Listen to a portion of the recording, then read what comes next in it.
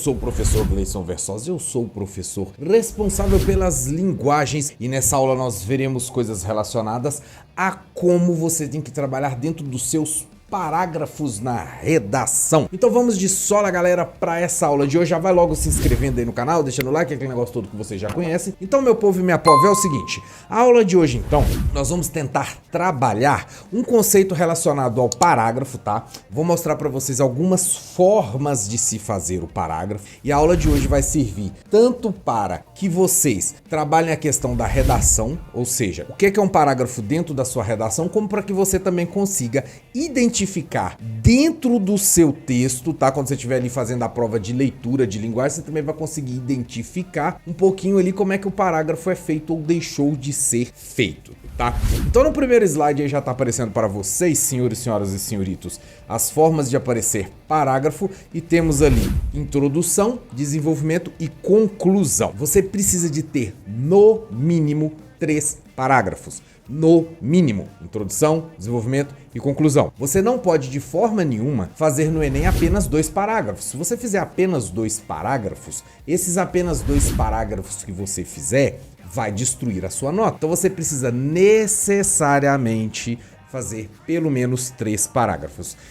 Pode fazer 4? Sim. 3 ou 4 parágrafos. Mais do que isso, vai ficar difícil, porque para você conseguir fazer mais do que 3 parágrafos, ou seja, para que você consiga fazer 5 parágrafos, por exemplo, você teria que colocar uma letra muito miudinha, uma letra muito pequena, uma letra muito miúda. E mais do que isso, você ia ter um problema de balanceamento nessas 3 partes, tá? Então, quais são as 3 partes que o seu texto tem que atender? Introdução, desenvolvimento e conclusão. Ah, professor, mas às vezes eu tô lendo aqueles textos lá do Enem e eu vejo o texto lá que tem 10 parágrafos, tá? Às vezes vai ter um texto que vai ter 10 parágrafos, mas você vai conseguir perceber que ele vai ter um certo balanço, ou seja, ele vai ter 10 parágrafos, às vezes ele vai ter 3 de introdução, 4 de desenvolvimento e, sei lá, 2 de conclusão, já perdi as contas, mas algo desse tipo, entendeu? Então assim, ele vai ter um certo balanceamento. Como você só vai ter à sua disposição 30 linhas para escrever, vai ficar difícil de você conseguir adaptar e colocar mais do que 3 parágrafos ou mais do que no máximo aí 4 parágrafos. Não invente mais do que isso, porque vai dar errado, tá? Então, nem pense em colocar mais do que isso. Vamos pensar sempre em 3 ou 4 parágrafos, ok? Na introdução, galera, a gente tá aí mostrando no slide para vocês, ó, fora a forma de introduzir um texto. Conforme você já sabe, os textos dissertativo e argumentativo desenvolvem uma tese que pode ser apresentada logo no início, no caso de se optar pelo raciocínio dedutivo, ou no fim do texto, no caso de se usar o raciocínio indutivo. Sempre recomendamos que você, na hora da sua produção de texto, você sempre comece pelo começo mesmo. Então você vai começar pelo raciocínio dedutivo, né? Você já vai logo de início apresentar sua tese, porque ao contrário do texto que você lê, o texto que você produz, você não tem muito espaço não, você não tem muita margem para manobra. Então você já tem que começar, já começar pelo começo e por partes, como diz o outro. Então não tente inventar e tentar fazer inversões. Ah, porque eu vou começar pela conclusão e depois lá no fim que eu vou colocar minha tese. Não inventa nada disso não. Começa pelo começo, comece apresentando os seus temas, começando a falando exatamente o que você está falando, porque senão depois vai dar ruim, você vai se embananar tudo e você não vai ter nem linhas o suficiente para tentar resolver o estrago que porventura você tenha feito, tá? Então, ó, mesmo que você faça a opção de apresentar sua tese no início, ela não precisa aparecer sozinha na introdução. Você pode usar algumas estratégias e apresentar a tese associada a outras informações pertinentes ao tema, de modo a tornar o seu texto mais atraente para o leitor. Vamos ver aqui algumas formas, ó. Então a primeira forma que eu vou mostrar para vocês é a declaração. Fazer uma declaração é o modo mais comum de se iniciar um texto. Nesse caso, normalmente, ela contém a tese que será desenvolvida. Observe as introduções dos textos a seguir, eu vou mostrar para vocês aqui o trecho, mas olha só qual que é a questão da declaração. Às vezes o aluno acha que caiu um tema lá, como resolver o problema do chulé no mundo. Tá, caiu esse tema lá. O que o aluno costuma achar? Que ele não precisa repetir isso e dizer o chulé no mundo é assim, assim, assim, porque ele pensa, já tá implícito. Se o cara já me deu o tema sobre o chulé, o cara já sabe sobre o tema do chulé. Até aí eu concordo, se o cara te deu o tema, ele sabe. Só que os textos da sua redação, jovem padawan, eles têm que ser textos que eles têm que ser completos em si mesmos. Em outras palavras, o texto da sua redação, ele não pode ficar na dependência do camarada ter que ler alguma outra coisa para que ele entenda. O que eu quero dizer com isso? Que às vezes tem coisas como, por exemplo, essas declarações iniciais, por exemplo, o cara te dá lá um tema sobre chulé. Aquilo de você dizer assim, o chulé é um problema que acomete pessoas de várias idades. Se você não começar com isso daí, fica estranho. Porque se você já começar falando do assunto, já tentando resolver, a sua redação vai faltar o quê? Introdução. Então, muitas vezes eu pego redação de aluno, que o aluno simplesmente desconsidera a parte da introdução, muitas vezes porque ele pensa que a introdução não é necessária, porque ele acha que a introdução já está implícita dentro do tema que a galera te deu. E não é assim que funciona. Não é assim que funciona. Você tem que fazer um texto completo, você tem que imaginar que dentro do seu texto lá, dentro dos parágrafos que você tem que fazer, a introdução você tem que fazer declarações sobre o que você vai falar, porque o leitor não sabe, então você tem que pressupor que o leitor não sabe. É como aqui, eu estou explicando como se você não soubesse nada. Vai ter algumas coisas que eu vou estar falando que você sabe, mas eu estou pressupondo que você não sabe. Então no seu texto você tem que agir da mesma forma. Você começa falando como se o leitor não soubesse de nada. Tá claro que vai ter coisa que ele vai saber, mas você vai começar falando como se ele não soubesse de nada, tá? Olha só, nesse exemplo aqui, ó. Até agora a discussão do aquecimento global por governantes e cientistas gerou apenas um acordo, o que não há acordo nenhum. Olha que isso é uma declaração inicial sobre o tema exposto, tá? Aí alguém pode dizer assim, nossa, mas é óbvio que o aquecimento global vai causar polêmica, vai causar, enfim, questões, debates e blá blá blá. Pra que eu vou falar isso? Você vai falar isso porque isso faz parte da sua introdução. Você declarar alguma coisa sobre o tema faz parte da sua introdução. Em outras palavras, é sua obrigação fazer isso. E pense em outra coisa. Muitas vezes eu digo pro aluno, olha, quanto mais você escrever, melhor vai ser seu texto. O aluno fala, mas como é que eu vou preencher 30 linhas? Então, às vezes você não consegue preencher 30 linhas porque você desconsidera uma coisa que dá uma encheção de linguiça muito boa, que é o caso disso daqui. Você vai ali e coloca uma declaração dessa, você já consegue de cara encher uma porrada de linguiça. Olha na segunda, ó. Causou indignação o projeto de lei do Ministério do Trabalho que pretende dispor sobre os contratos de serviços terceirizados. Você tem, primeiro, uma opinião, né, do jornalista que está falando que causou indignação, quando eles falam assim, é uma opinião travestida de verdade, né? Mas é questão de interpretação de texto. Então, às vezes pode ser causando indignação só nele, mas ele fala como se tivesse sido uma coisa geral. E aí depois ele fala sobre o projeto de lei e do que esse projeto de lei trata. Aí depois ele mesmo vai lá e reforça o que ele disse, que a repulsa é legítima. Caso prospere, o projeto retrocede as relações de trabalho no país a práticas ultrapassadas há pelo menos 50 anos. O que também é claramente uma opinião do jornalista. Só que aqui é travestida. Ele tentou dar uma capa, tentou fazer parecer que é consenso, que todo mundo pensa assim. E claramente o próprio ministério que fez a lei não pensa assim. Só que olha como é que isso funciona como medida de retórica, como é que isso funciona para convencer, como é que isso funciona para introduzir o assunto e como é que isso funciona para você gastar umas linhas. Então quando você já gastou umas linhas aqui, para você chegar depois lá nas 30 linhas vai ficar mais fácil, entendeu? Vamos para um outro tipo de capacidade, um outro tipo de forma de começar, que é com a definição. Então você vai lá e coloca, a definição também é uma forma bem corriqueira de se iniciar um texto. Ela pode definir o assunto do texto ou algum conceito que seja essencial para o assunto.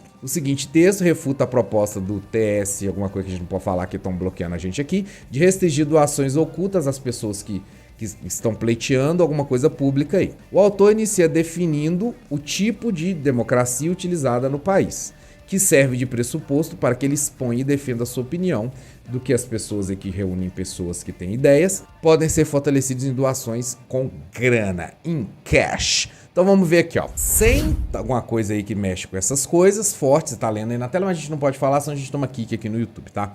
Não há democracia, né? E não há Estado de Direito.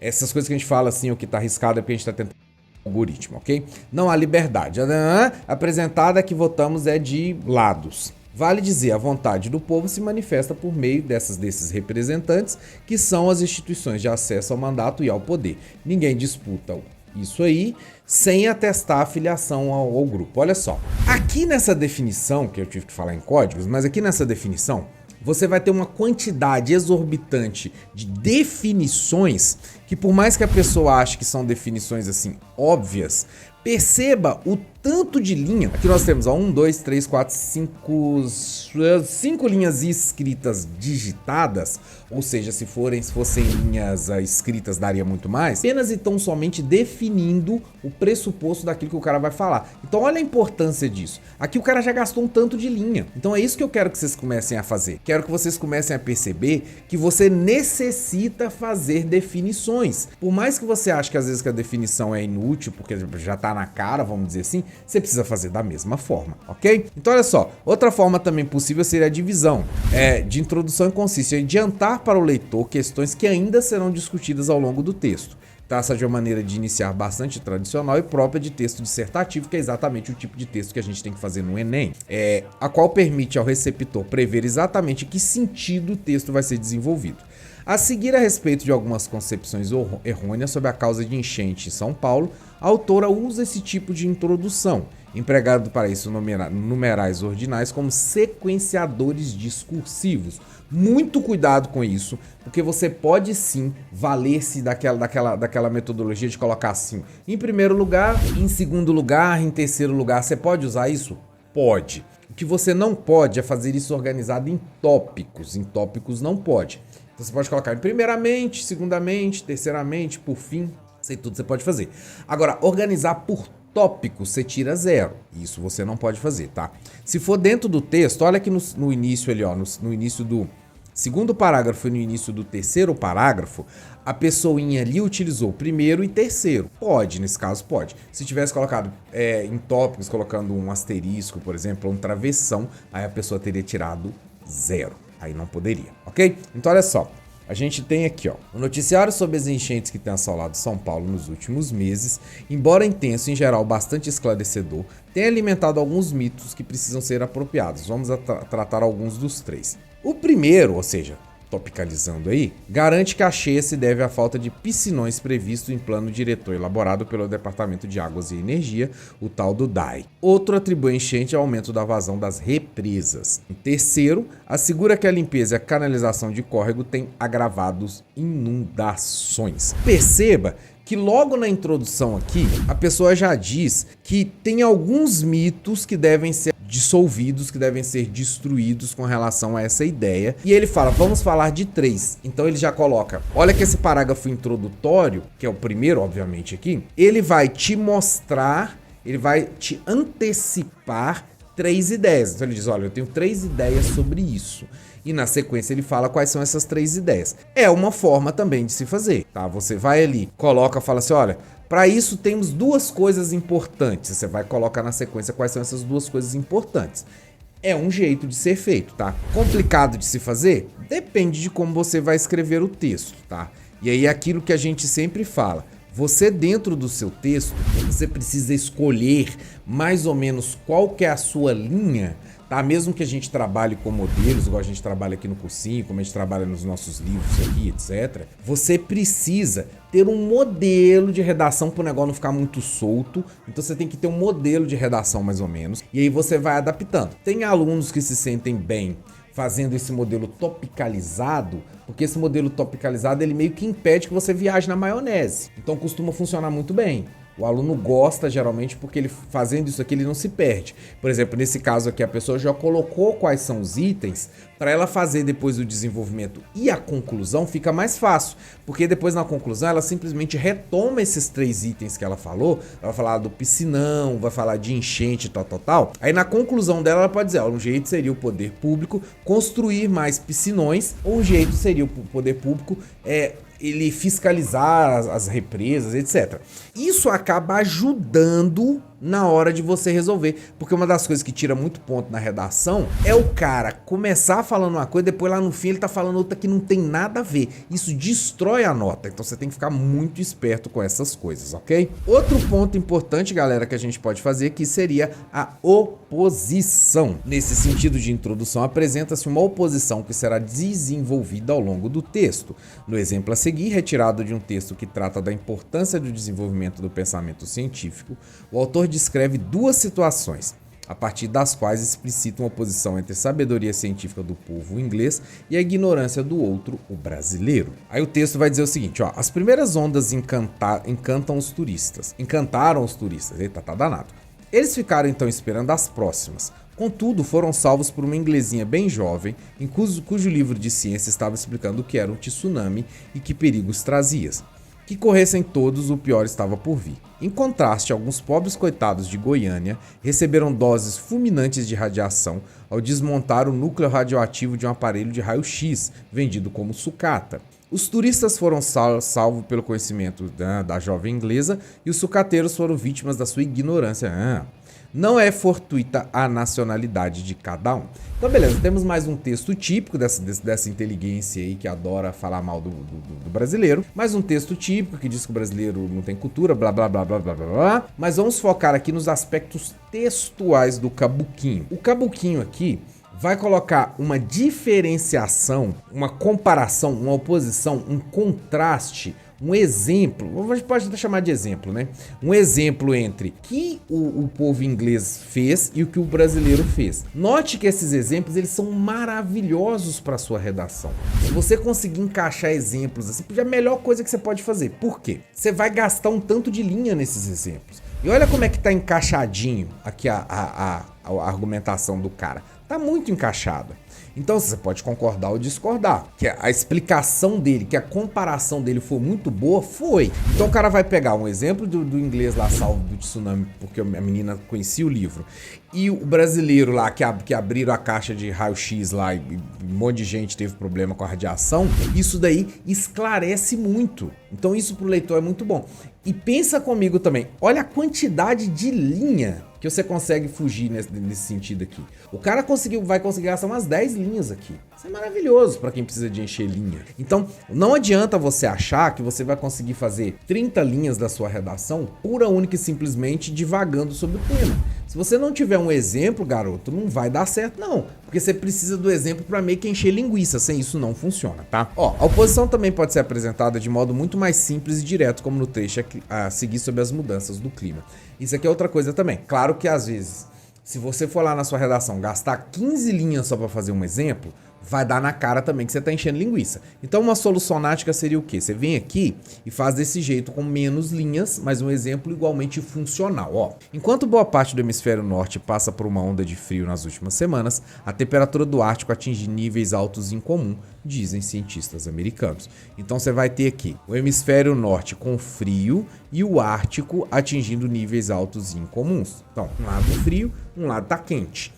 Então aqui você conseguiu fazer um contraste e o sujeitinho aqui só usou 3 linhas. Então é uma coisa também que é muito funcional, que você pode fazer dentro do seu texto, tá? Agora, uma outra que eu gosto muito, eu sempre recomendo os alunos a fazerem, sempre recomendo os alunos a utilizarem, é uma alusão histórica. Porque quando você se vale de uma alusão histórica, você só vai ter vantagens, tá? A primeira vantagem de você utilizar uma alusão histórica é que você consegue encher linhas, eu acabei de falar antes, e que você já consegue ganhar pontos no item relacionado à questão do conhecimento prévio, que seria o item 2, a gente já fez vídeo aqui no canal sobre isso, e no cursinho também, que é o item que você tem que trazer alguma citação. A alusão histórica, ela conta como uma citação. Esses exemplos que a gente acabou de falar aqui, eles podem ou não contar. Geralmente não vão contar porque eles vão considerar que é um exemplo de senso comum e tal, não é um conhecimento, vamos dizer, legitimado. Se você vai lá no seu texto e conta a história lá de Goiânia, e você não diz assim, de acordo com o jornal X, de acordo com o jornal Y, se você não faz isso, vai dar problema porque eles não vão contar como conhecimento legitimado. O exemplo vai continuar valendo, mas não vai valer o fato de você ganhar ponto por isso. Já a alusão histórica, essa já conta como ponto, tá? Porque veja bem, se você vai lá e cita o Brasil desde o descobrimento, o Brasil é assim, assim, assado. Opa, aí você já conseguiu fazer uma alusão histórica. Aí sim já contaria pontos, ok? Então olha só, nesse tipo de introdução discute-se um assunto a partir de um evento. Nesse caso, quanto maior for o conhecimento do autor sobre a história, maior será a sua capacidade de perceber relações entre fatos passados e atualidade. Observe-se no texto a seguir de que modo o autor propõe-se a discutir alguns comportamentos culturais da atualidade, a partir das suas semelhanças com o comportamento da Inquisição. A Inquisição gerou uma série de comportamentos humanos defensivos na população da Europa, especialmente por ter perdurado na Espanha e em Portugal durante quase 300 anos ou no mínimo 15 gerações. Embora a Inquisição tenha terminado há mais de um século, a perseguição que fiz a vários sociólogos, historiadores e psicólogos era de algum comportamento cultural, não poderia ter se perpetuado entre nós. Olha só, claro, eu não quero, eu nem imagino, nem espero que você dentro da sua redação tenha essa capacidade de lembrar disso tudo, porque esse carinha aqui mesmo que escreveu, é claro que no momento que ele estava escrevendo, ele não tirou todos esses dados da cabeça dele. Ele certamente tinha alguma fonte, ele estava pesquisando no momento que ele estava fazendo o texto, e você não tem a menor capacidade de fazer isso durante a redação, porque durante a redação você tá ali e é meio que no susto. Então é claro, não recomendo que você vá por esse caminho de fazer uma alusão histórica tão detalhada, mas você pode, por exemplo, muitas vezes a gente fez isso, né? E nos meus exemplos lá no nosso livro aqui, a gente sempre fala isso, que é o seguinte: você começa lá colocando a culpa em Portugal, digamos assim, por qualquer problema. Por exemplo, pega o chulé. O problema do chulé acontece no Brasil desde a chegada dos portugueses no século XIV, devido ao fato de os portugueses não serem pessoas que gostam muito de tomar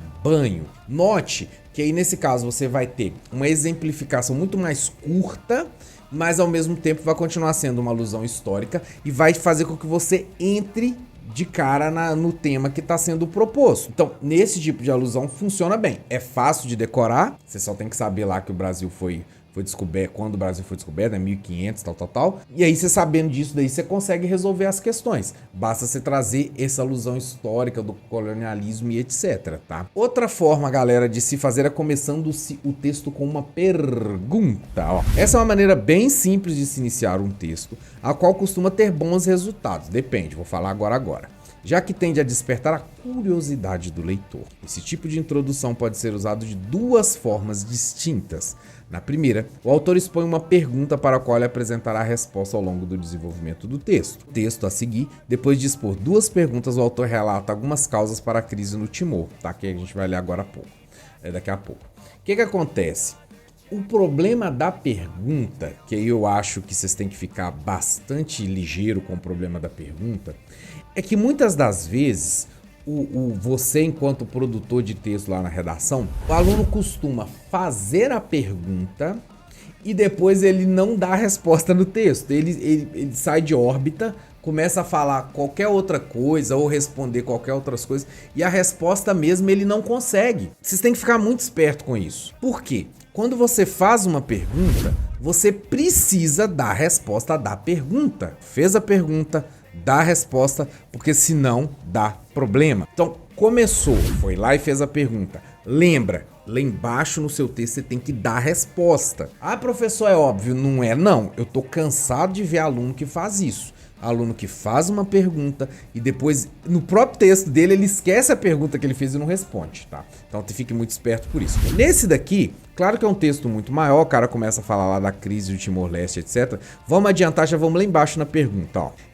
Observadores, pacíficos e justos estão mergulhados numa crise de governabilidade? Como pode um país que há 3 décadas foi objeto de bababá passar agora a ser visto como Estado falhado? Veja, aqui o cara tá levantando questões que ele mesmo vai responder. Claro que aqui são questões gigantescas, tá? No seu caso, se cair lá, vamos usar o exemplo do chulé de novo, ficar lá, redação sobre chulé, você vai perguntar: como resolver o problema do chulé? Pronto. Ou, por que o chulé é tão disseminado na sociedade brasileira? Na sequência você responde.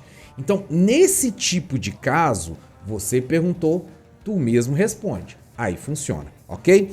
Não é para fazer pergunta muito complexa, tipo, por que estamos aqui? De onde viemos? Para onde vamos? Quem somos? Não é para fazer esse tipo de pergunta complexa demais da conta, não. Porque nem você vai ter capacidade de responder. Porque você só vai ter 30 linhas, né? Não vai ter como. Então não inventa esse tipo de pergunta muito complexa. Vai numa pergunta um pouquinho mais tranquila, que aí fica fácil de você resolver. Outro tipo de pergunta é a retórica. Nesse caso, o autor não pretende respondê-la porque a resposta é óbvia. E ele não deseja conquistar a confiança e a aprovação do leitor, porque ela foi usada sarcasticamente apenas para causar indignação. Ó, nesse caso aqui, eu acho que você... Eu acho não, eu tenho certeza.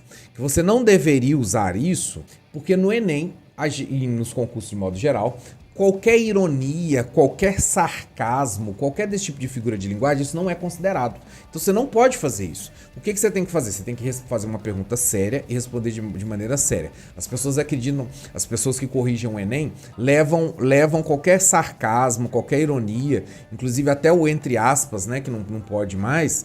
Eles consideram isso daí uma ofensa à seriedade do exame, tá? Como se fosse uma zombaria o exame, e você vai tirar 0, tá? Então não faça isso. Mas olha só, vamos pegar nesse daqui, ó. Vamos pegar lá no segundo parágrafo, olha a hora que ele fala assim, ó. Obama seria declarado também chefe da Igreja Católica?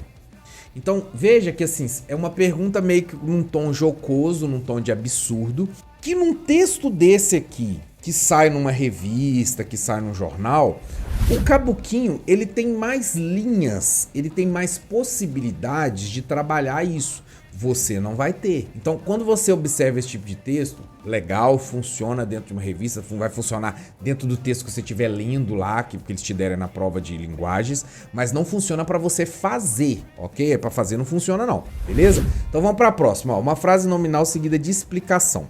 Esse tipo de introdução expõe-se uma ou mais frases nominais que têm por objetivo invocar conceitos ou criar imagem na mente do leitor. Logo em seguida, essa imagem ou conceito são trazidas para a realidade empírica, contextualizadas, de modo que o leitor possa situar o assunto do texto. Observe o texto a seguir, tal. Mergulhados na lama, cueca rasgada, houve melancia na cabeça, além de tinta sapicada de farinha pelo corpo. Essas eram algumas brincadeiras do trote sem papapá na escola de São Paulo da USP ontem. Olha que o cara colocou um monte de explicações sobre o que foi dito. Vamos voltar no exemplo do chulé. Meu Deus do céu, vamos voltar no exemplo do chulé. Se você falar assim, aí você pode começar dizendo pés sujos, cheiro desagradável, meias furadas, assim é o brasileiro que não tem o hábito de higiene. Você pode começar com isso, você já vai dar uma brilhante explicação e já vai estar mostrando para o cara como que funciona o danado do chulé. É assim que você pode dissecar a parte do texto que você queria dizer, ok? Então o que é que a gente tem? Ó, a citação a gente já trabalhou bastante, a gente já trabalhou alguns autores, a gente já fez vocês decorarem alguns autores, mas é sempre bom você saber que a citação ela é funcional para você introduzir um texto e além dela ser funcional para você introduzir um texto, ela funciona muito bem para que você ganhe ponto. Então você fez uma citação e ela funciona, é 200 pontinhos garantido. Olha que beleza, todo mundo quer ganhar 200 pontos garantido, né? Olha só, é possível também iniciar um texto com uma citação. Ou seja, pode-se copiar uma ou mais frases de autores conhecidos, indicados com aspas, que o trecho reproduz o discurso de um terceiro. O texto a seguir, papapá, ó. O homem é o lobo do próprio homem. Eu adoro essa frase do Thomas Hobbes, porque ela serve para praticamente qualquer coisa, praticamente qualquer tema que cair. Chulé. Ah, mas como é que eu vou encaixar isso no chulé? O chulé é um problema e as pessoas não se preocupam com o chulé, porque o homem é o lobo do próprio homem, então ele incomoda outra pessoa sem ligar. Dá pra você encaixar em quase tudo quanto é texto isso daqui, tá? O homem é o próprio lobo do próprio homem, ponto. Quem falou isso empiricamente foi o filósofo Thomas Hobbes, ao tentar explicar que ninguém está desprotegido, que ninguém está protegido. O estado natural é para todos um estado de insegurança e angústia. Olha que frase bonita. Se foi lá cair alguma coisa como depressão, etc., essa frase também encaixa maravilhosamente bem. Então perceba que você foi lá, colocou a citação, já começou com o pé na porta, já deu uma citaçãozinha, o cara já vai te dar mais nota por isso, porque você já ganhou 200 pontos logo ali, e olha a quantidade de linha que o cara gastou. 3 linhazinhas digitadas, meu querido, vai dar aí pelo menos umas 5 linhas escritas. Olha que beleza. Então o cara aqui já conseguiu resolver o problema de encher linhas, tá? Outra possibilidade seria a alusão, tá? A alusão é uma espécie de citação, mas ela é feita de modo indireto, sem aspas. Assim, o discurso do autor do texto interage com o discurso de um terceiro, de maneira que respalda o outro. No texto a seguir, o autor articula seu discurso à frase "tudo que é sólido desmancha no ar", dita por Marx e usada no título de um livro de blá blá blá blá blá. Quando você, dentro da sua citação, coloca o nome do cara, você ganha ponto. Se você não colocar o nome do cara, você não vai ganhar ponto. Então olha só, você pode usar uma alusão? Pode, desde que você cite o autor. Porque um dos critérios para que você ganhe nota na redação é que você consiga lembrar do nome do autor. Então olha só, tudo que é sólido branco, sistema de aposentadoria, tratando de anti-amarras, magnata, bababá, se desmancha no ar. Olha que nesse texto aqui, eu peguei ali, tá no meio do texto essa citação, tá? Eu peguei ali, só que olha que aqui não aparece o nome do autor. Ah, professor, mas funciona argumentativamente. Não, funciona muito bem argumentativamente.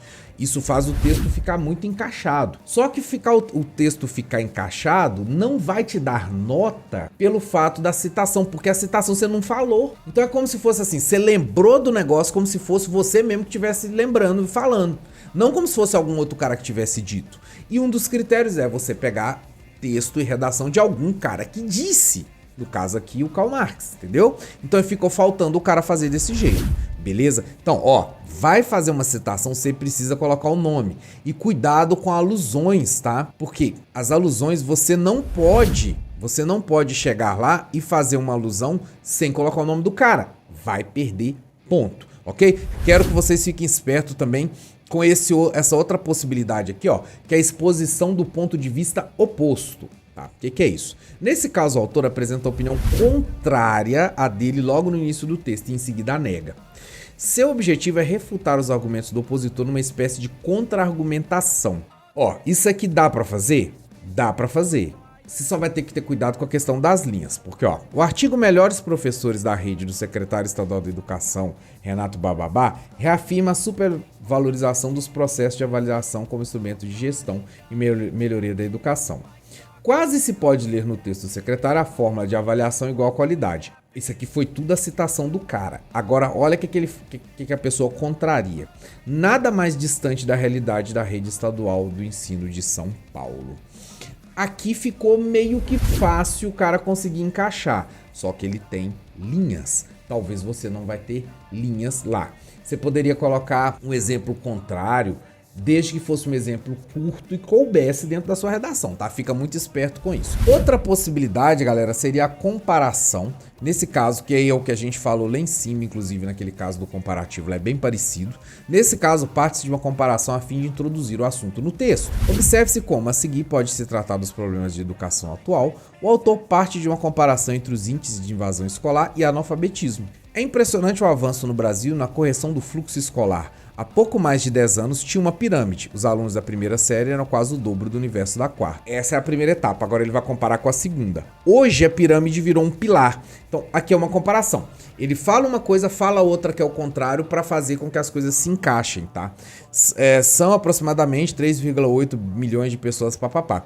Uma comparação funciona muito bem. Tá? Cuidado então para lembrar que a comparação não é uma alusão histórica, não é uma citação histórica, então você não vai ganhar ponto da citação, você vai ganhar na argumentação só, tá? Retomada de um provérbio. Provérbios funcionam, só que não conta para ganhar ponto.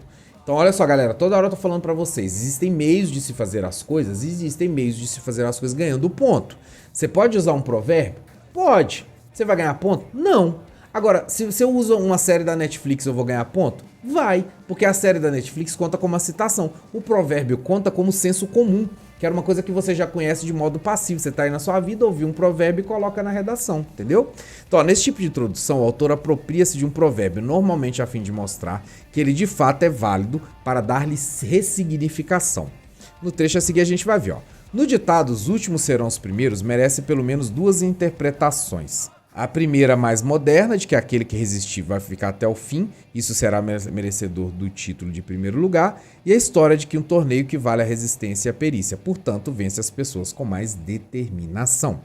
Note que essa pessoa aqui, ela utilizou o ditado popular para ela aprofundar o conhecimento que ela queria tratar, entendeu? Então o objetivo do ditado aqui foi levantar a bola para que a pessoa pudesse entrar na sua argumentação, ok? E sempre que você usa esses recursos, não escreva o provérbio simplesmente. Faça um comentário sobre ele para questionar a ideia de lugar comum que todos trazem. Se você simplesmente coloca o provérbio, coloca a citação, coloca o dado e não explica, isso daí vai te dar problema no momento de você ser julgado. Porque quer dizer que você colocou a explicação, mas você colocou o fato, mas você não tirou nada dele. Então aí você não vai ganhar ponto. Então perceba, se você usou um provérbio, usou uma citação, usou uma comparação, você tem que usar isso com algum objetivo de chegar em algum lugar. Porque se você não usar isso com o objetivo de se chegar em algum lugar, indiferente da parte do texto que você estiver usando isso daqui dentro dos seus parágrafos, se você usar isso sem chegar em nenhum lugar, isso vai causar dentro do examinador lá